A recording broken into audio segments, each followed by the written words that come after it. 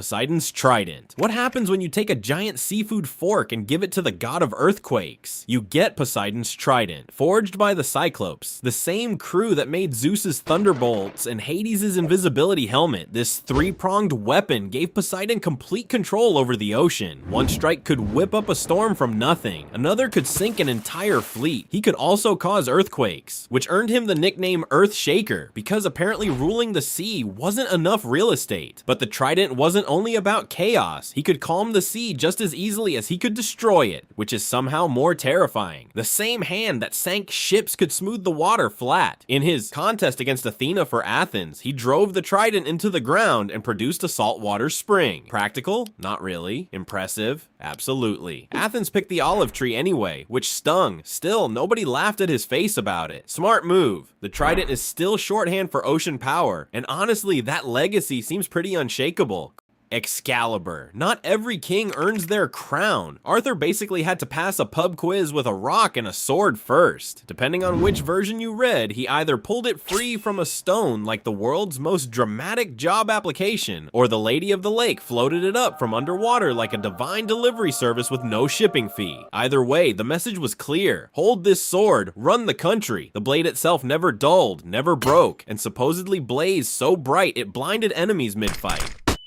But the real secret weapon wasn't even the sword, it was the scabbard. Whoever wore it couldn't die from blood loss. So Arthur's greatest power was basically medieval accessorizing. Of course he lost the scabbard anyway, because legends love reminding kings that they can always lose the important thing. When Arthur was dying, Excalibur got thrown back into the lake, caught by the same hand that sent it. Like it was too legendary to retire on land. Centuries later, it's still showing up in movies, games, and political speeches. Some swords just refuse to stay underwater. Zulfikar.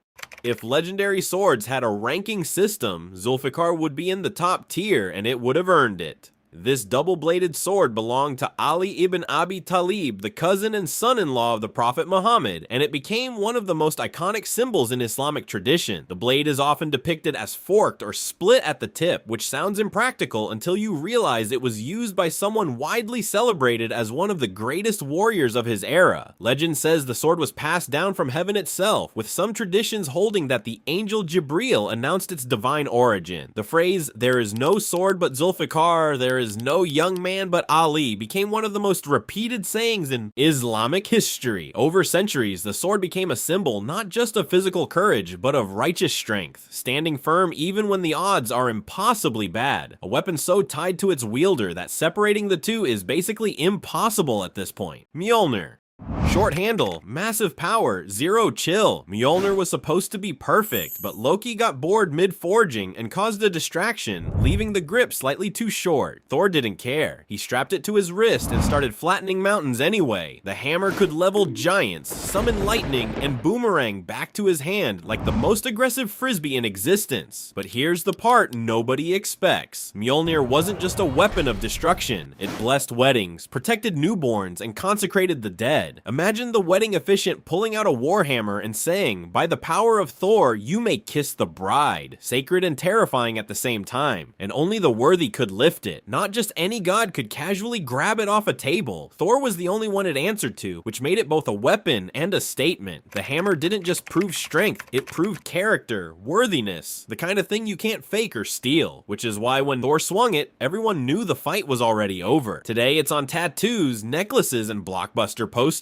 Not bad for a hammer with a manufacturing defect. Kusanagi, a legendary sword found inside a dragon's tail. That's the origin story, and it only gets stranger from there. The storm god Susanoo killed the 8-headed Yamata no Orochi, sliced open its tail during cleanup, and out came a sword that nobody expected to find inside a monster. He handed it to his sister Amaterasu, the sun goddess, making it an instant symbol of divine authority. Later, the hero Yamato Takeru used it to escape a trap. Enemies surrounded him in a burning field, and instead of panicking, he used Kusanagi to cut the grass around him and redirect the flames back at his attackers. That's not just survival, that's weaponizing your own execution attempt. From that moment, it got its nickname, the grass-cutting sword, which massively undersells the whole found inside a dragon detail. Today, Kusanagi is one of Japan's 3 imperial treasures, kept hidden during ceremonies and never shown to the public. Some people aren't even sure it still exists. But a sword that started inside a dragon and ended up as national treasure probably earns a little mystery. Gungnir. Odin's spear didn't miss. That wasn't a boast. That was just the mechanical reality of how Gungnir worked. Forged by the dwarves, the undisputed blacksmith champions of Norse mythology, it was so perfectly balanced and magically enhanced that once Odin threw it, the target was finished. Didn't matter if you were a frost giant, a god, or hiding behind a mountain the size of Norway, the spear was coming. Think of it less like a weapon and more like a formal notification that your time was up. But Gungnir wasn't only about killing, it was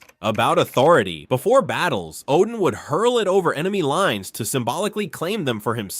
One throw across the sky, and an entire army was already his. That's the kind of psychological warfare that doesn't need a follow-up. And while Thor's hammer was loud and flashy, Gungnir was cold and inevitable. Precision over spectacle. Destiny shaped into a spear and handed to the one god smart enough to use it quietly. One throw, one outcome, no appeals. Durandal. France had its answer to Excalibur, and it was practically indestructible. Durandal belonged to Roland, one of Charlemagne's finest knights, and this wasn't just a sharp piece of metal. The hilt allegedly contained a tooth of St. Peter, a strand of the Virgin Mary's hair, and other holy relics, which means Roland wasn't just carrying a sword, he was carrying a portable chapel with an edge. Its most famous moment came at the Battle of Roncesvalles Pass, where Roland was massively outnumbered and fighting to the last breath. Knowing he was losing, he tried to destroy Durandal so the enemy couldn't claim it. He smashed it against rocks. The rocks lost. He struck again. Still nothing. The sword held while the mountain cracked around it, which is either miraculous or deeply inconvenient depending on your perspective. Roland eventually died protecting the blade, keeping it hidden beneath his body. An unbreakable sword carried by an unbreakable knight, both going down together. That's not just a weapon story. That's a loyalty story with a very sharp ending. Sword of Damocles. Here's the thing about this sword. It never cut anyone, never drew blood, never got swung in any battle, and it's still one of the most famous blades in history, which tells you everything about how mythology works. The story goes that Damocles, a flatterer in King Dionysius's court, kept going on about how lucky it must be to live like royalty. So the king offered to swap places.